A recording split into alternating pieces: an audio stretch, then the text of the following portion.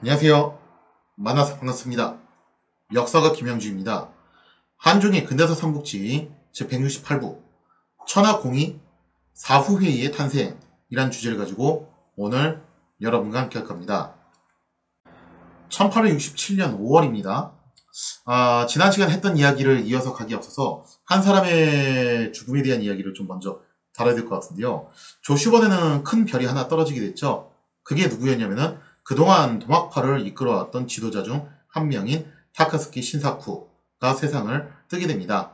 신사쿠는 지금까지 수차례 등장했던 인물인데 바로 이제 조슈번의 핵심 전력이라고 할 수 있는 기병대를 창설한 인물이었죠. 물론 실질적으로 기병대를 훈련시키고 지휘했던 인물은 야마가타 아리모토이긴 했지만 어쨌든 이 과업을 추진했던 총책임자 역할을 신사쿠가 맡았고요.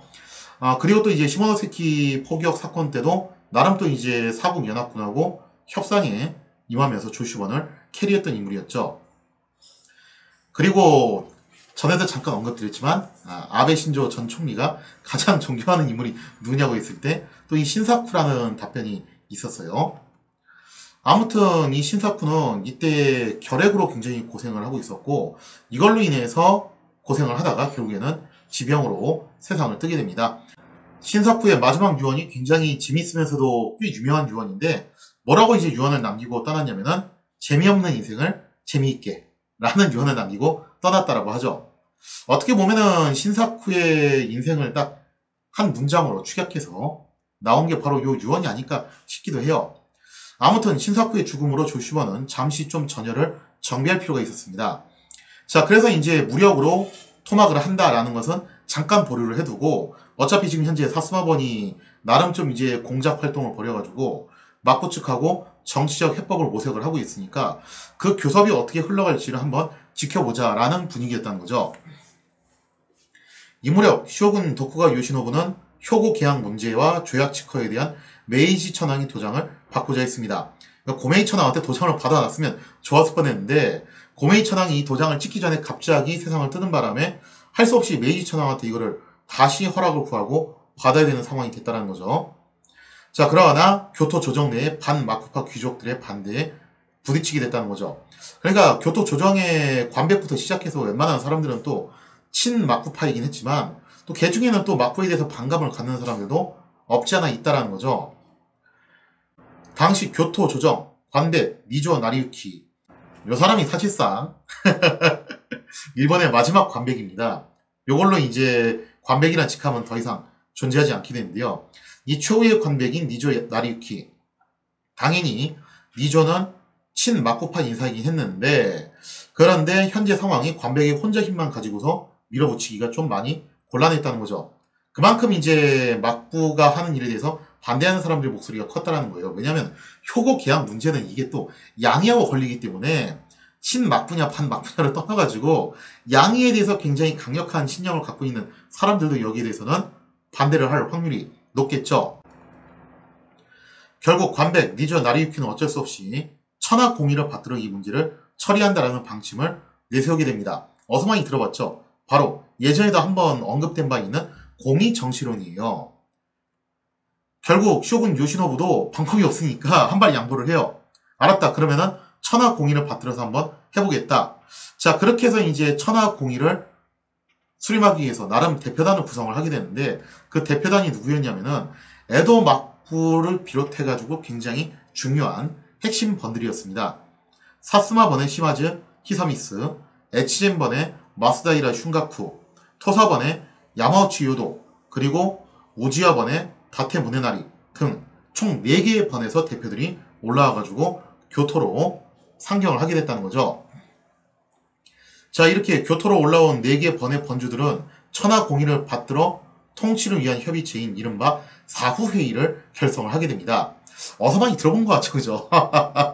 옛날에 그 산요회라고 있었잖아요. 그 산요회하고 굉장히 유사한 조직인데 어떻게 보면 이것도 시즌2죠.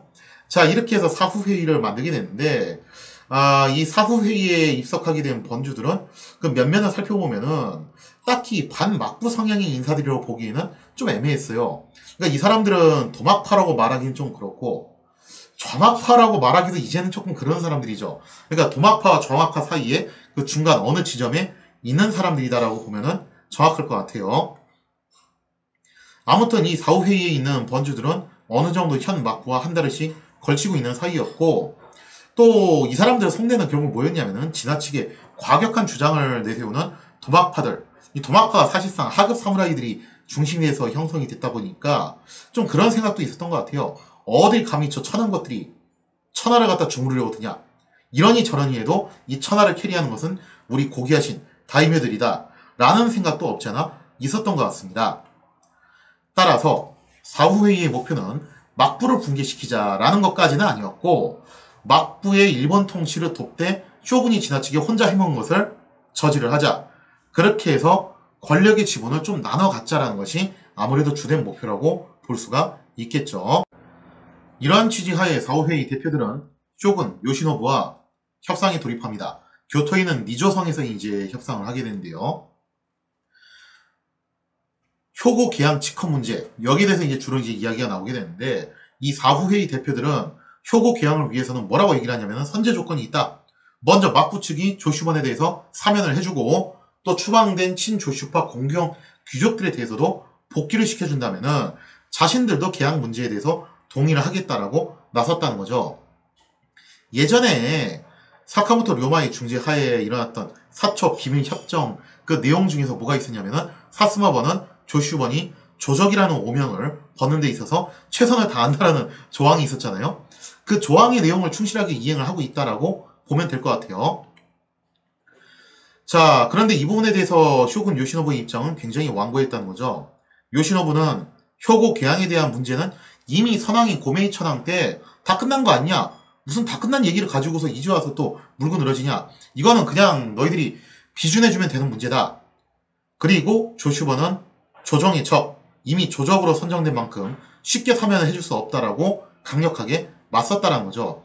사실 요시노부 입장에서는 뚜렷한 명분 없이 조슈번의 사면을 거론하기가 굉장히 난감한 부분이 있거든요.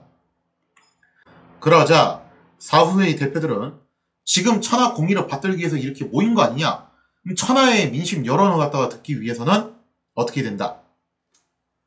조슈번의 사면 또한 굉장히 중요한 문제라는 거예요. 왜냐하면 현재 어쨌든 간에 이 양이 전쟁의 핵심 전선에 뛰어들었던 게 조슈번이고, 그런 만큼 일본 내에서 굉장히 많은 이목을 집중시키고 있는 게 조슈번이라는 거예요. 근데 그 조슈번을 빼놓고서 어떻게 천하 공의를 얘기를 하냐 이거죠. 그러니까 조슈번을 사면을 시켜가지고 여기에 참여를 시키는 것이 진정한 천하 공의다라고 이렇게 이제 밀어붙였다라는 거예요.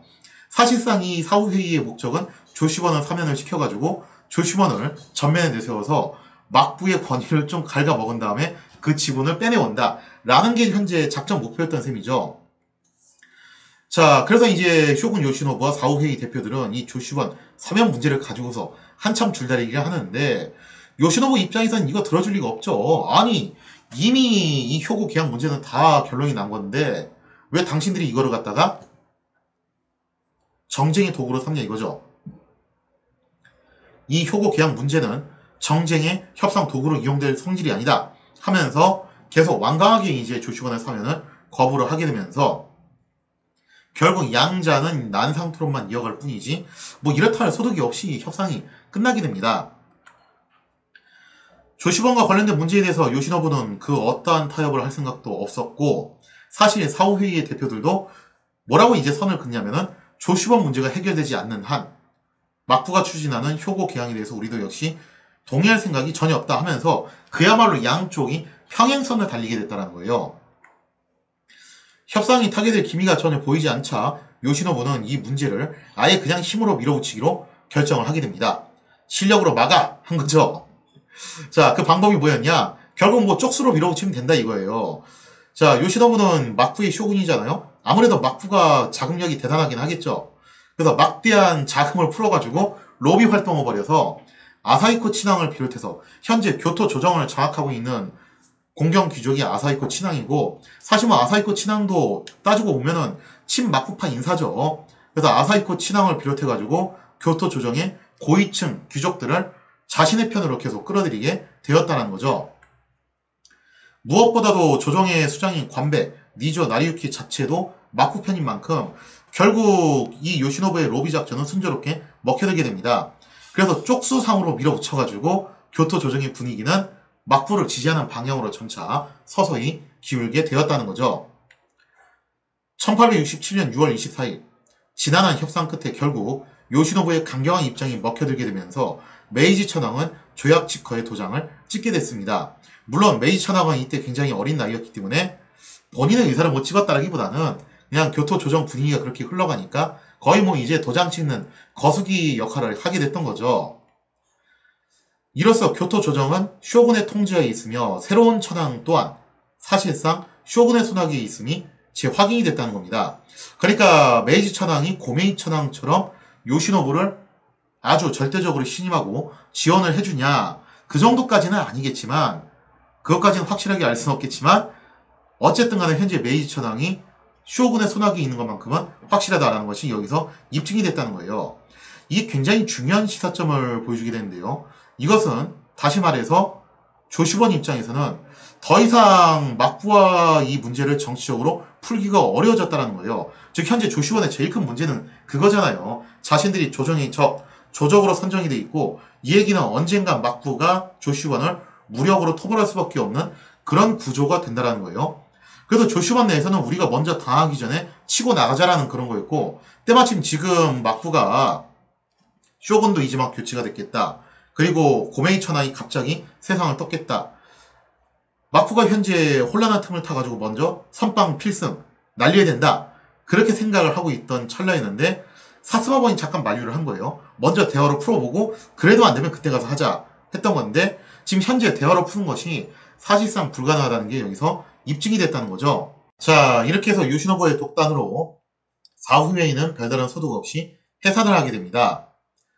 그렇게 되면서 시마지 히사미스를 비롯해서 4개 원의 번주들은 각자 고향으로 돌아가게 됐다는 거죠. 결국 이 파워게임에서 쇼군 요시노부가 승리를 거둔 거고, 이건 나름 요시노부가 정치적 역량을 발휘했다라고 평가를 내릴 수도 있는데, 글쎄요. 선자병법에 보면은 유명한 얘기가 있거든요. 선자는 오히려 백전백승하는 장군을 좋지 못한 장군이라고 했어요. 왜냐면은 너무 지나치게 이겨먹기만 하면은 원한 관계가 계속 늘어나가지고 나중에 감당할 수 없는 상태가 된다는 거죠. 이게 전쟁뿐만 아니라 정치판에서도 마찬가지인 것 같아요. 정치 게임에서 너무 지나치게 이겨먹으려고만 든다면은 상대방한테 어떤 타협도 하지 않고 어떤 양보도 하지 않고 계속 이겨먹으려고만 든다면은 이거는 나중에 굉장히 심각한 문제점을 유발할 수밖에 없게 된다는 거죠. 자, 이렇게 해서 사스마번으로 돌아온 히사미스 어떤 결심을 하게 되냐. 이번 일을 계기로 확실하게 깨닫게 됐다. 요시노부가 쇼군으로 있는 이상 더 이상 막부하고는 그 어떤 정치적 교섭도 불가능하다. 자, 그런 판단 하에 결국 이제 어떤 결론을 내리냐면은 이렇게 된 이상 사스마번이 차라리 조슈번하고 연합을 해가지고 무력으로 막부를 쓰러뜨리자 라는 토막 노선으로 변경을 하게 됐다는 거죠. 이에 사스마번은 조슈번의 연락을 취해서 사초 동맹군을 결성을 하자라고 제안을 하게 됩니다. 그동안은 이제 비밀협정 정도 수준이었잖아요. 공식적으로 아예 동맹군을 만들자는 거예요. 막부와 전쟁을 이렇게 결의를 하게 되면서 양반은 이제 어떻게 작전을 짜게 되냐. 조슈번이 육로를 통해서 교토로 진군을 하고 사스마번은 해로를 통해서 오사카로 공략을 한다. 그래서 양쪽으로 이렇게 포인트를 잡고서 치고 들어가자라고 그렇게 전체적인 전략을 짜게 됐다는 거죠. 이렇게 수륙 양면으로 막부를 공격해서 무너뜨림으로써 아예 무력으로 막부를 쓰러뜨리자라는 토막 노선이 확립이 되고 사초 동맹이 이렇게 결성이 되었다고 볼 수가 있겠죠. 자, 그런데 이 사초 동맹이 무력 토막 전쟁을 한다는 거에 대해서 굉장히 커다란 불안을 느끼고 있었던 인물이 있었어요. 좀 뜻밖의 인물이었는데 그 사람이 누구였냐? 바로 이 사초 비밀협정을 이끌어냈던 중매쟁이 사카모토 료마였습니다. 료마는 카미야마 사중을 설립하면서 사업가로서 굉장한 명성을 날렸을 뿐만 아니라 지난번 제2차 조슈 정벌 때 조슈번의 편에 서가지고 함선을 이끌고서 직접 참전을 했죠. 그래서 그런 전력이 있기 때문에 사스마번과 조슈번 양측이 모두 친분을 갖고 있어요. 애초에 카미야마 사중을 만들었던 것 자체가 사스마번의 후원으로 만들었던 거고, 또 제2차 조슈 정벌 때는 조슈건하고 같이 한솥밥을 먹으면서 싸우는 사이죠. 그래서 양쪽 모두의 친분을 갖고 있다라고 볼 수가 있는데, 근데 잊지 말아야 되는 게 뭐냐면은 본래 료마는 막부의 군함 봉행, 가스 가이슈의 제자이기도 했습니다. 사실상 가스 가이슈의 소개로 사스마반에 오게 됐던 거잖아요. 자, 그래서 막부에 대해서도 어느 정도 우호적인 감정이 있었던 것 같아요.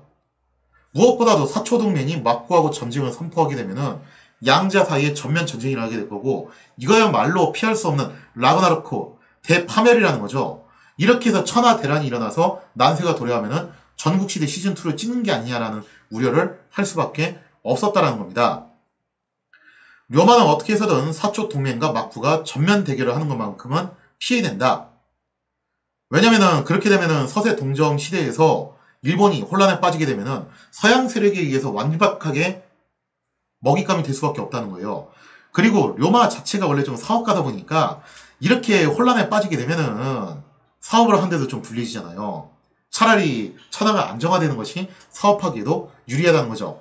그래서 료마가 나름대로 정치적 해법을 모색을 하게 돼요. 나름대로 방책을 세운 료마는 자신의 고향 토사반의 참정 고토 쇼지로에게 급하게 연락을 취하게 됩니다. 지금 큰일 났습니다.